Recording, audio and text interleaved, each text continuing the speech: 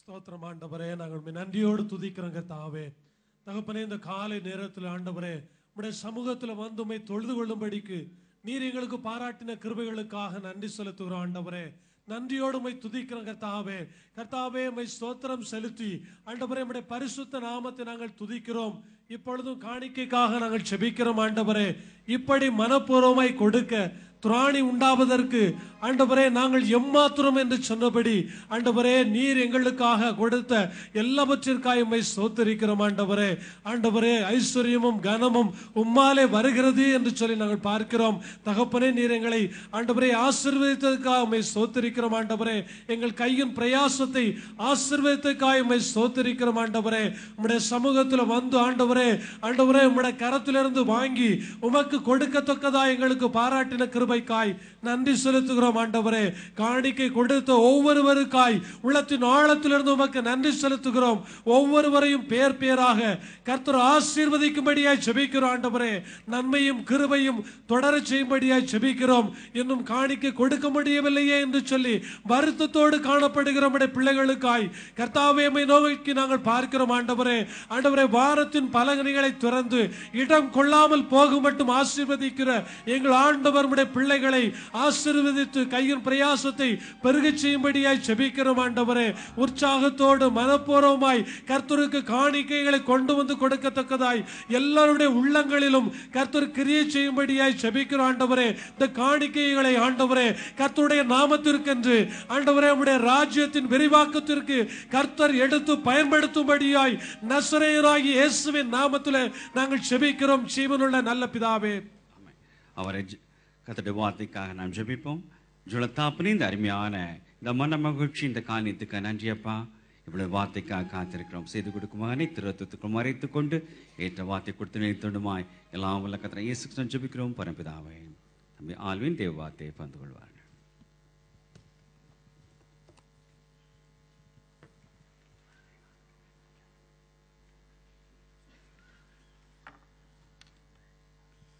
கிறிஸ்துக்குள் பிரியமான எல்லா சகோதர சகோதரிகளுக்கும் கர்த்தராகிய இயேசு கிறிஸ்து நாமத்திலே உங்களுக்கு எங்கள் வாழ்த்துக்களை தெரிவித்துக் கொள்கிறோம்.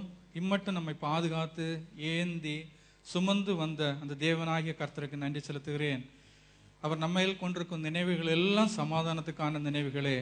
அந்த ஜோதியின் பிதாவானவர் நீங்கள் எதிர்பார்த்திருக்கும் எல்லா நன்மைகளாலும் கிருபைகளாலும் தேவ பிரசன்னத்தினாலும் இந்த வருஷங்களை உங்களுக்கு நிரப்பின தேவன் வரக்கூடிய 2013 வருஷத்தை இன்னும் அதிகமான நன்மைகளாலும் கிருபைகளாலும் தேவன் நிரப்புவாராக. இந்த நாளில் உங்கள் மத்தியில் வைக்கும்படியாக தெரிந்து கொண்ட ஒரு வேத பாகம் லூக்கா எழுதின சுவிசேஷம் 2ஆம் அதிகாரம் 14வது வசனம்.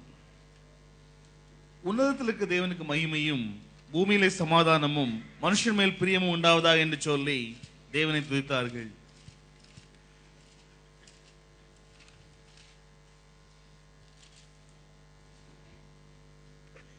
உன்னதத்திலே இருக்கிற தேவனுக்கு மகிமையும் பூமியிலே சமாதானமும் மனுஷர் மேல் பிரியமும் உண்டாவதாக. இது கர்த்தராகிய இயேசு கிறிஸ்து பிறந்தபோது தேவதூதர்கள் பாடின ஒரு பாடல். வேதத்தில் ரெக்கார்ட் பண்ணப்பட்ட முதல் பாடல் ஏதென்று தெரியுமா?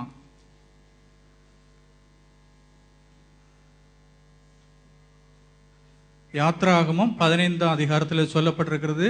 The first song sang and it is recorded in Exodus chapter 15 by Israelis. The song of salvation was recorded in the Bible. That was the first song. அதே மாதிரி புதிய ஏற்பாட்டில் வரும்போது the first song sang by angels, it is the song of salvation. அந்த ரெண்டு காரியங்களையும் குறித்து அந்த பழைய ஏற்பாட்டில் சொல்லப்பட்ட வேதத்தில் முதல்ல பாடின அந்த சாங் ஆஃப் சால்வேஷனையும் கர்த்தராகிய இயேசு கிறிஸ்து பிறந்தபோது தேவதூதர்கள் பாடின அந்த சாங் ஆஃப் சால்வேஷனையும் இணைத்து 1-2 காரியங்களை இந்த நாளில் உங்கள் மத்தியில் வைக்கும்படியாய் வாஞ்சிக்கிறேன். ஒரு நிமிடம் கண்களை மூடி கர்த்தர் அந்த வார்த்தைகளோடு நம்மோடு இடைபடும்படியாய் தேவரை நோக்கி பார்க்கலாம். ஆனந்த பாடல்கள் பாடிடுவேன், எந்த ஆத்தும நேசரை புகழ்ந்திடுவேன்.